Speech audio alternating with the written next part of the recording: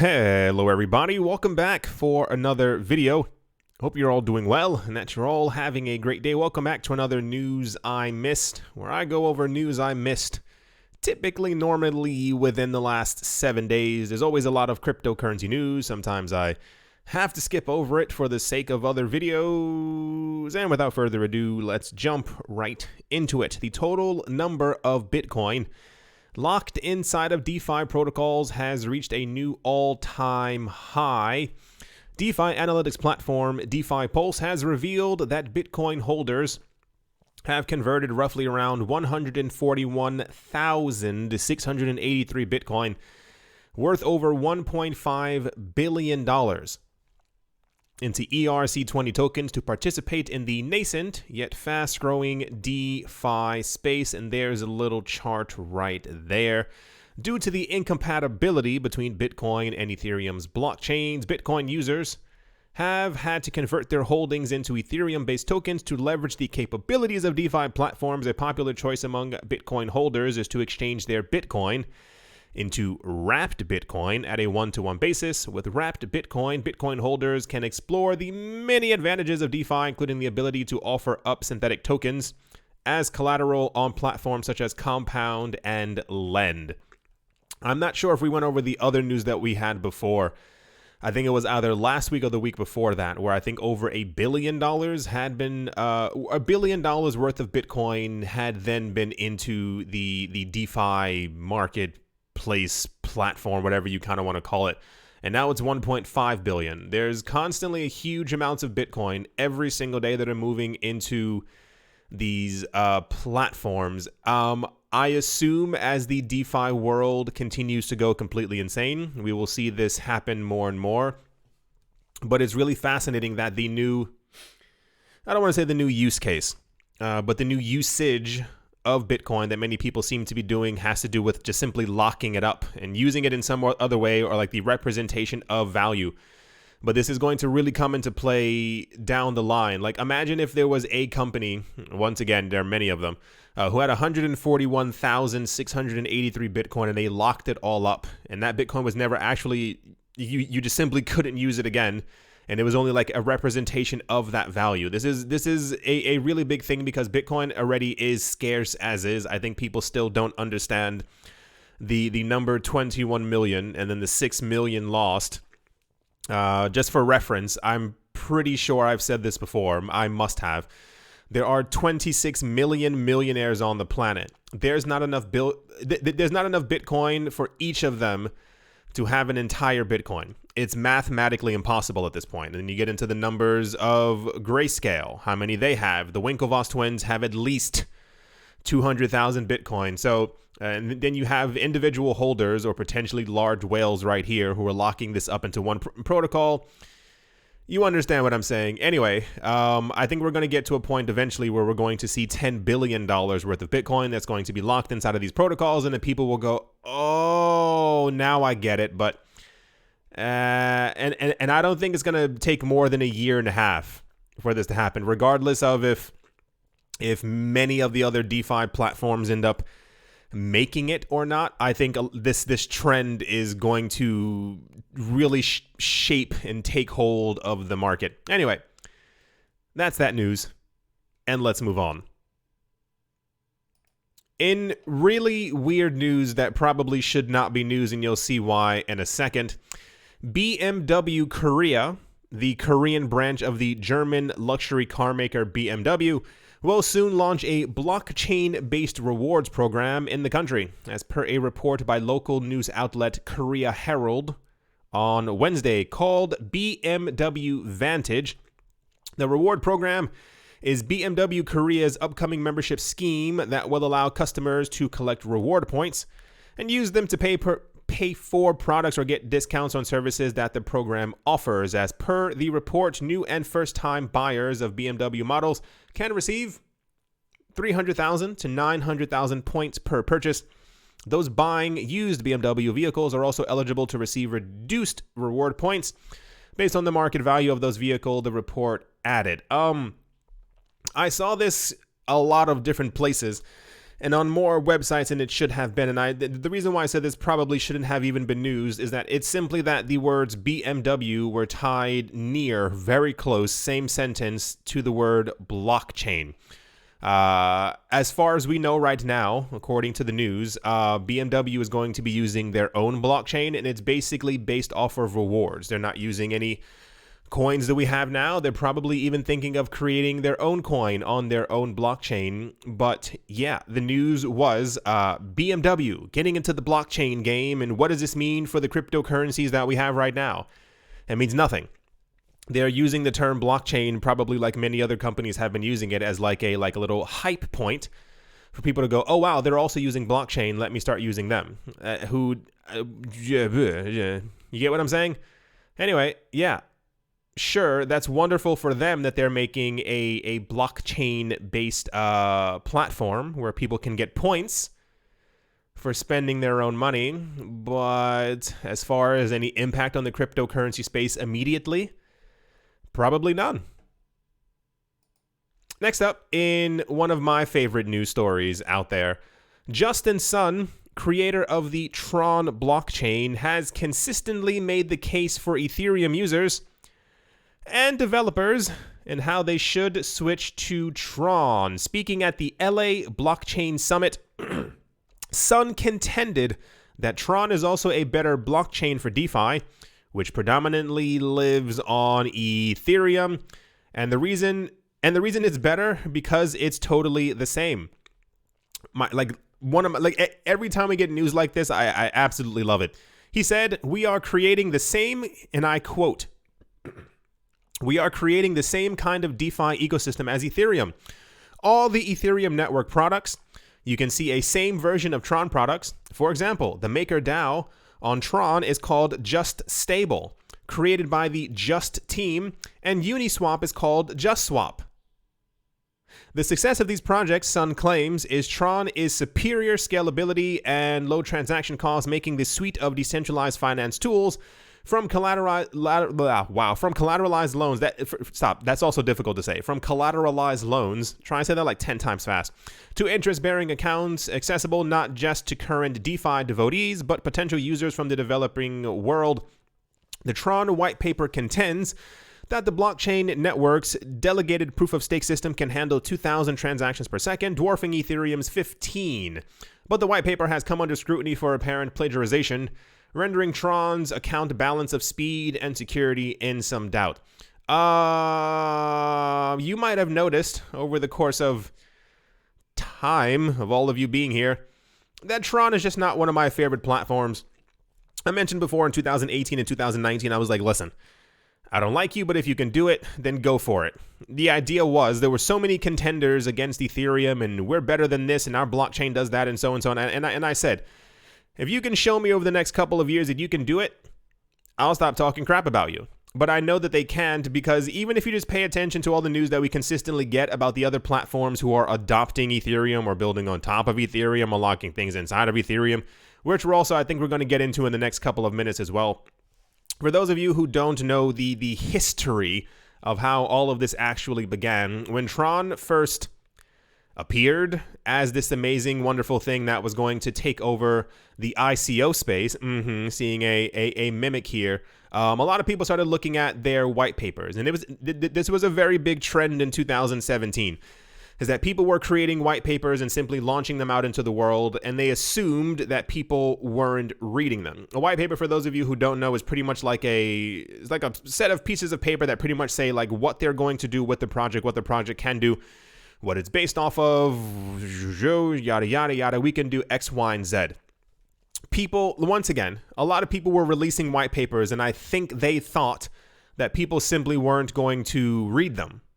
That they were like, okay, we'll put this out there and then we'll launch our project, and then everyone will be like, oh, wow, this is absolutely amazing.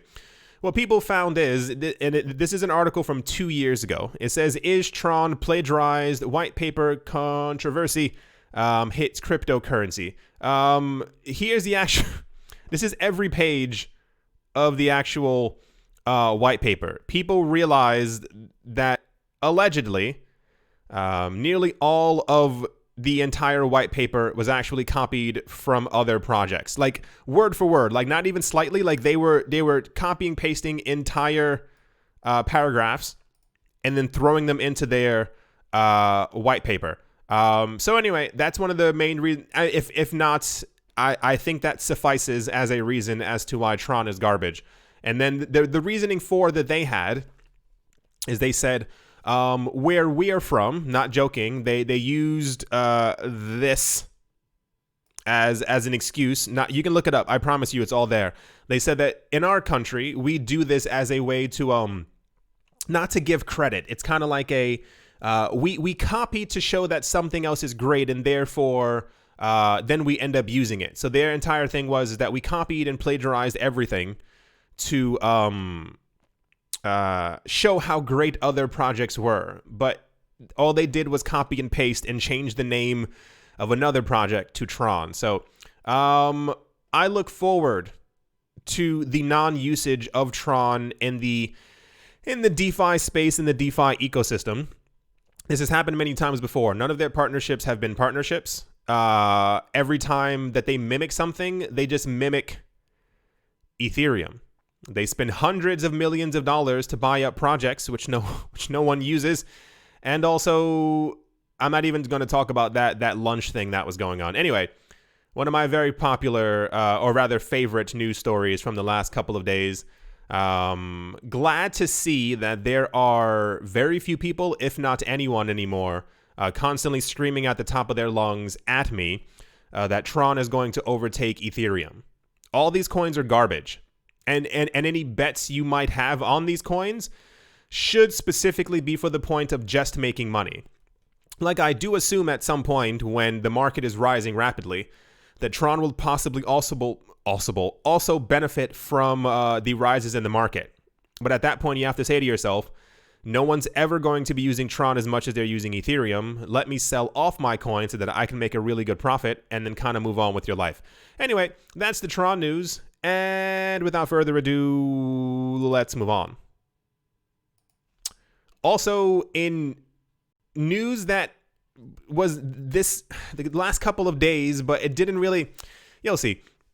It starts out by saying French Europe's, I don't know what French Europe is, leading payment institution Lemonway was announced to have joined RippleNet on the 6th of October of this year. The new burgeoning partnership, which seeks to make transactions across Europe's borders faster, secured, and more transparent, would see Lemonway try to use the strong Ripple blockchain network for its current euro-to-euro payments, which makes the bulk of all of its transactions. Very weird sentence. Presently, over 1,400 European markets have a firm and trusted belief in the Lemonway payment gateway system. Lemonway is seeking to increase the speed of transactions and make the erstwhile complicated payment process more accessible, more efficient, and seamless for their customers. Boy. Okay, so I'm going to try and go down the middle and just be as nice as humanly possible. Over the last 2 weeks, you've seen we've had a very rapid increase in the amount of Ripple news kind of thing.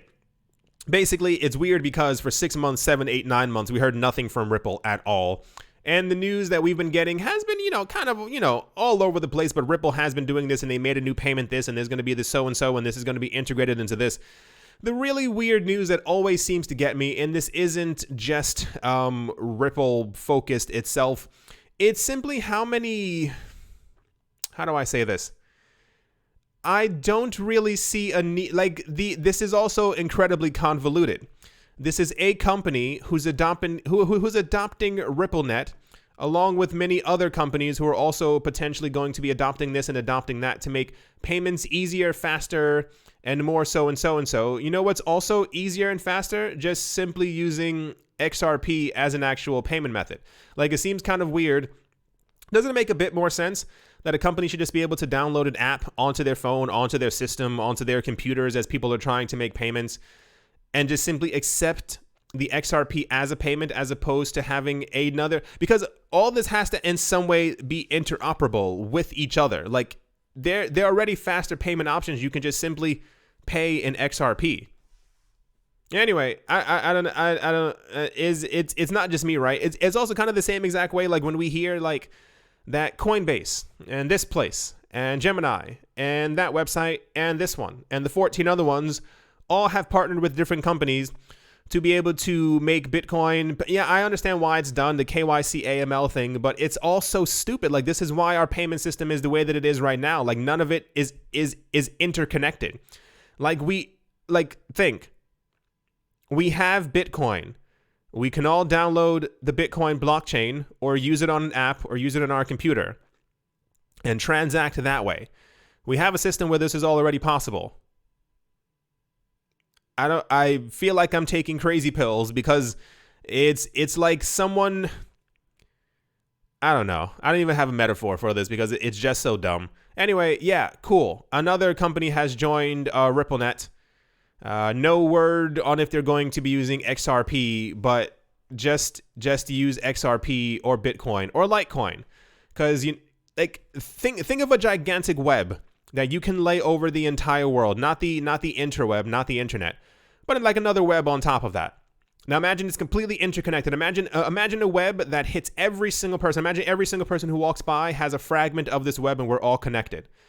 Now think of the connectivity as XRP or as Bitcoin or as Litecoin or as Ether.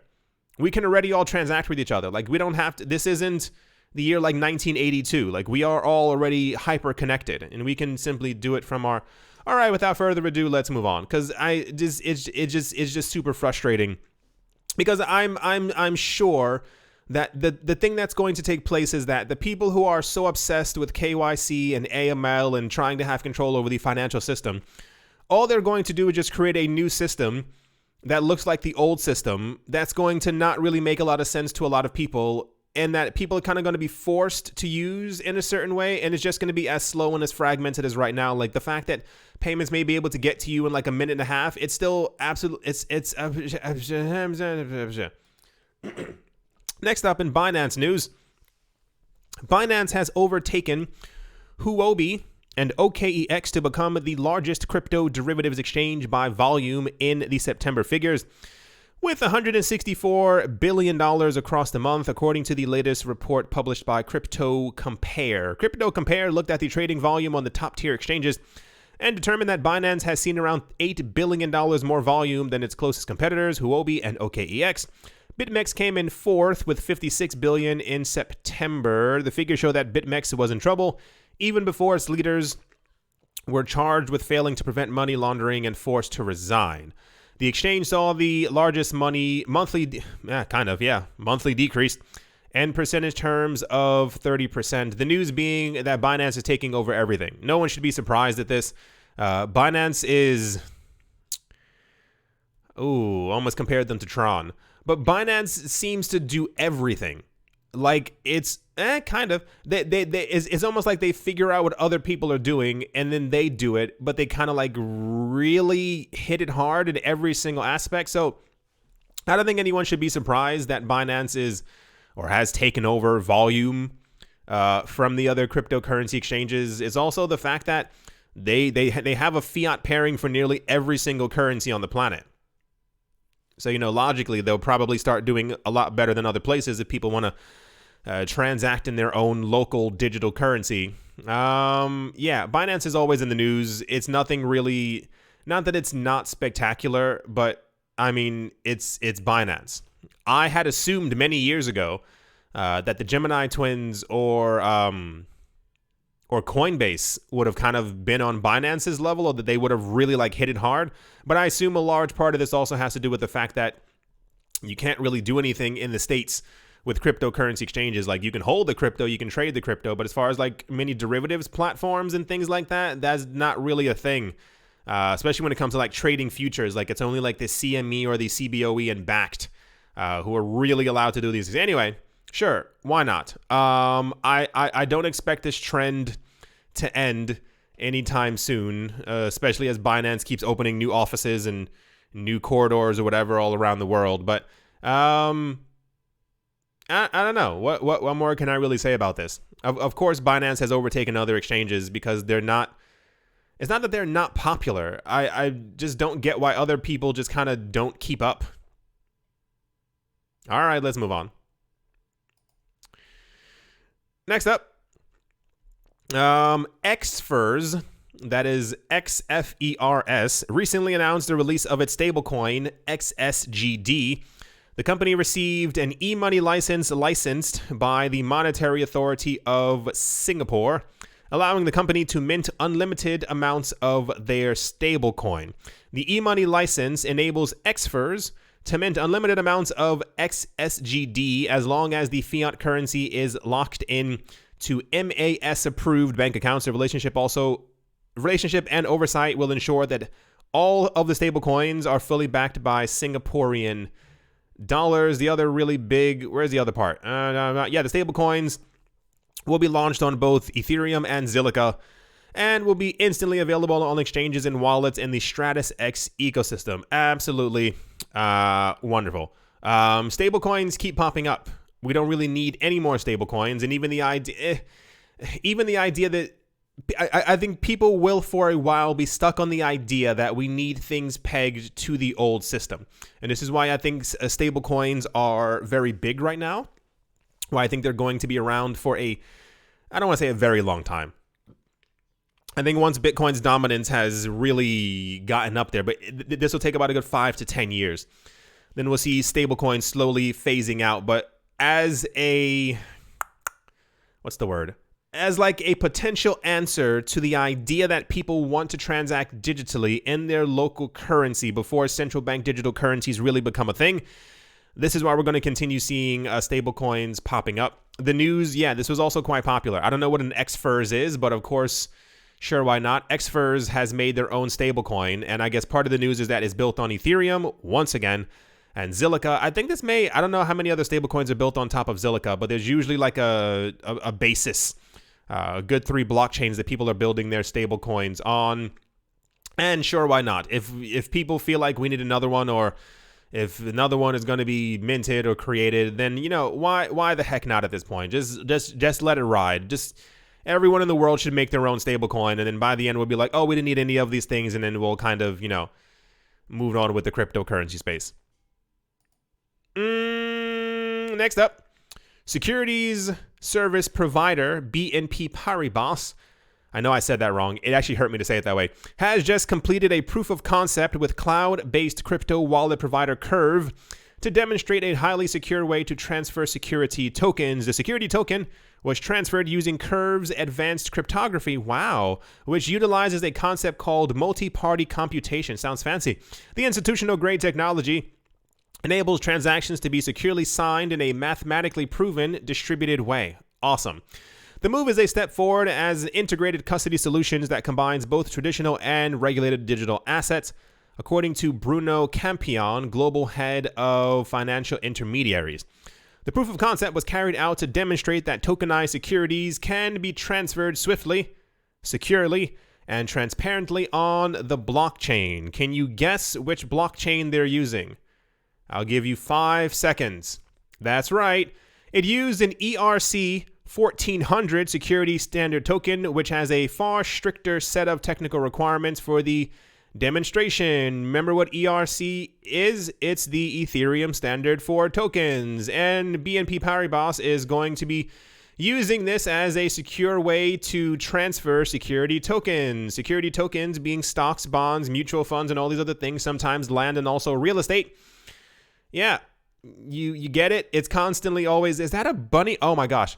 I thought there was a bunny coming out of her coffee, but it looked really weird, like it was trying to escape, but it's her feet. Her feet are wearing bunny slippers, and like if you look at it quickly, like it looks like she's like conjuring a bunny from her cup. And she's reading a gigantic newspaper that just says cryptocurrency news. The point is, BNP Paribas is going to be using the Ethereum blockchain to transfer security tokens on their platform, which is something we haven't heard about in a good while. As far as institutions were abuzz with the idea of tokenizing. Is that a word? Yes, a word. Tokenizing securities and tokenizing stocks and all these other things like that, and using them on their platform. So I guess BNP Paribas has also joined the pool, the team, the fray They're in on the game as well, and they're going to be using Ethereum to do it. It's always Ethereum. This is why I still think Ethereum is... What's the word? I think there was a meeting that took place many years ago in a dark castle atop a hill where all these people decided, let's use Ethereum as our main blockchain. Because it seems... Doesn't it seem a bit weird that with only 15 transactions per second, all these major institutions and governments are like throwing themselves at Ethereum? Let's move on. I guess the word would be clarify. I think that's what it was. I was talking about this yesterday, trying to figure out like what the actual number was.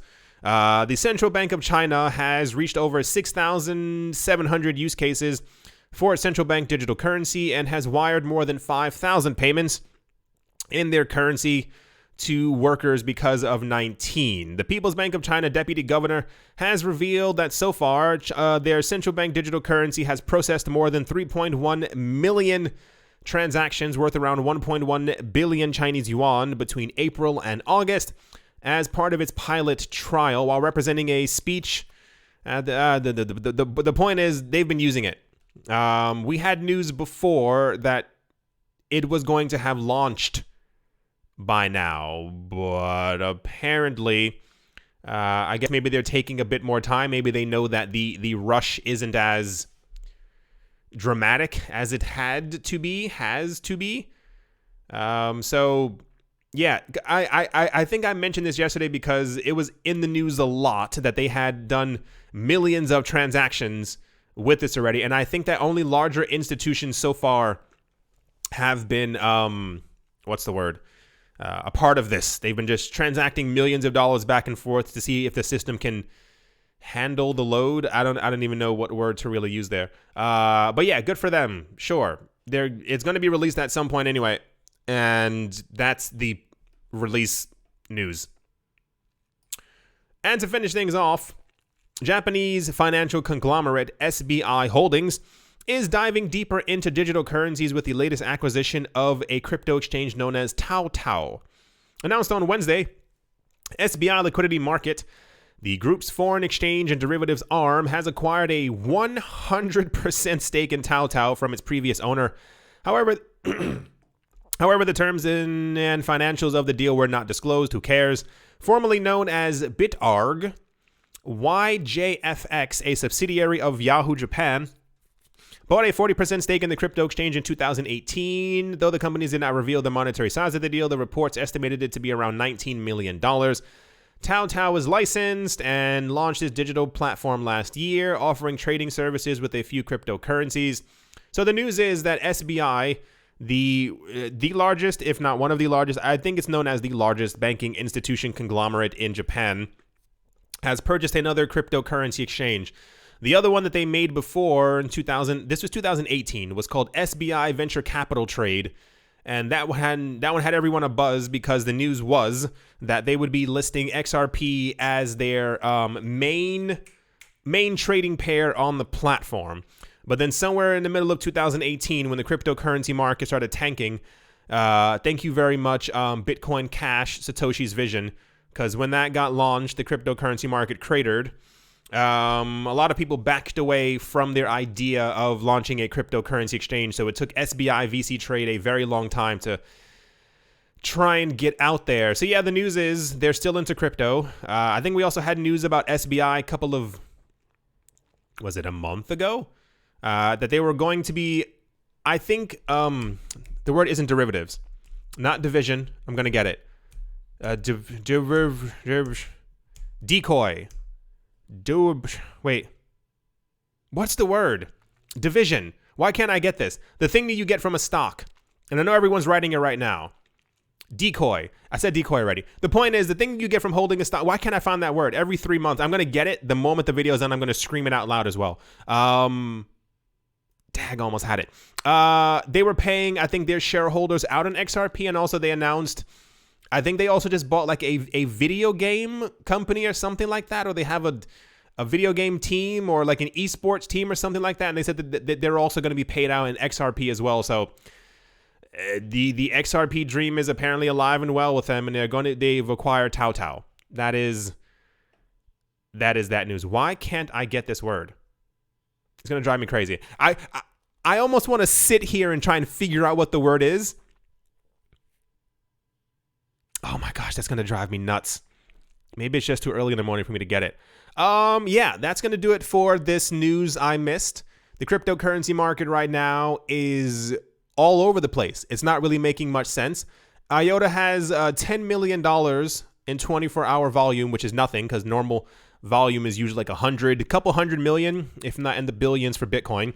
IOTA's up by 6%. Don't know why. Big question mark. Maybe it's just, life at this point. Bitcoin had a lot of choppy moments in the last 24 hours. I don't know what took place, but this is really all over the place. Bitcoin is currently down by just 0.20%, so a fifth of 1%.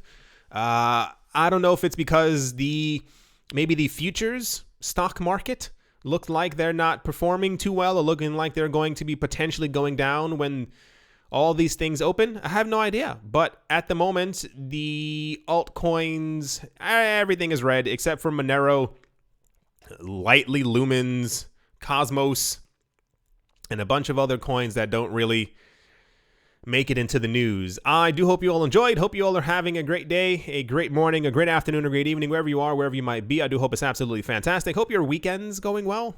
I hope you're having a great weekend, enjoying yourself in some sort of way.